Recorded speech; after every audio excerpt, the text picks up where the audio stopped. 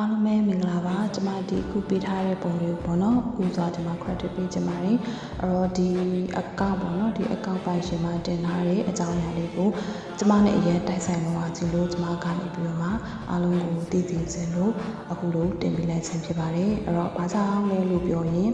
ဒီမှာပေါ့နော်ဒီအကြောင်းရင်းအစုံတွေကိုတော့ဒီအခု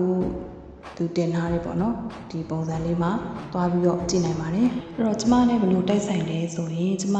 အိမ်မက်ရတာပေါ့နော်လင်း2လလောက်ကလို့ထင်ပါတယ်အဲ့တော့အဘပေါ့နော်အဘဘုံမင်းကောင်ကိုအိမ်မက်ရတယ်အဘအမင်းကောင်နေပြီးတော့မှအဲဒီစီဒီပုံလေးပေါ့နော်စီဒီဆိုလို့ရှိရင်သူ့အပိုင်းလေးရှိတယ်အဲ့အပိုင်းလေးကိုကျမကိုပေးလိုက်ပြီးတော့မှကျမအိမ်ဘက်ကိုထိုးပြီးတော့မှတမိတာကိုအဲ့အိမ်မှာတဲလိုက်လို့ဆိုပြီးတော့မှအဲ့လိုမျိုးပေါ့နော်ပြောတန်အကြားလိုက်ရကျမလည်းဘာပြောတာလဲပေါ့နော်အိမ်မက်လို့ဘာလို့ဘာတဖြစ်နေတော့ကျမတေချာနားမလဲဘူးဖြစ်နေအဲ့တော့အခုဒီနေ့ post လေးမှာကျမတွေးလိုက်တဲ့အချိန်မှာကျမပေါ့နော်ဒါအရင်တိုက်ဆိုင်လာပဲဒါပုံကိုယ်ရများဘောနမိတ်များပြီးနေရလားဆိုပြီးကျမပေါ့နော်ထင်သွားတယ်အဲဒါကြောင့်မလို့ကျမရဲ့ချစ်ရတဲ့ပြိတ္တတွေအကုန်လုံးလေးပေါ့နော်အဲ့တော့ဒီမှာရှိတဲ့ပုံစံလုံးရမယ့်ပုံစံလေးပေါ့နော်တဲပုံစီလေးကိုတဲ့တီပါလို့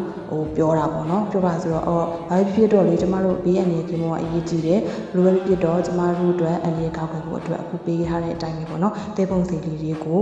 တက်နိုင်သွေးတည်ဖို့ပြောချင်ပါတယ်အဲ့တော့ဒီအတိအကျကိုသိချင်တယ်ဆိုရင်အခု post ကပေါ့နော်အဲ့ဒါအကောင့်မှာသွားပြီးတော့မှဒီဝင်ပြီးတော့မှကြည့်နိုင်ပါတယ်အဲ့တော့အားလုံးပဲကျေးဇူးများတင်ပါတယ်ကျမအရင်ရက်ကလည်းငရေကာဂါထာနဲ့ဒီဓမ္မခံဂါထာကိုကျွန်မအစမခံဂါထာကိုကျွန်မတင်ထားပေးပါတယ်အားလုံးပေါ့နော်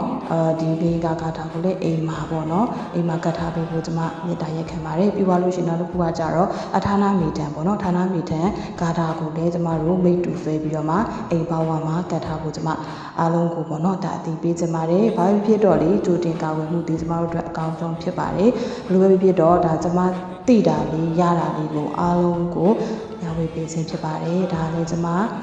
အားလုံးကိုဘေးမဖြစ်စေချင်ပါဘူးဒါကြောင့်မလို့အားလုံးဘေးရနေပေါင်းမှာကြိုးစားပါစေမင်္ဂလာရှိတဲ့နေ့ရက်လေးဖြစ်ပါစေရှင်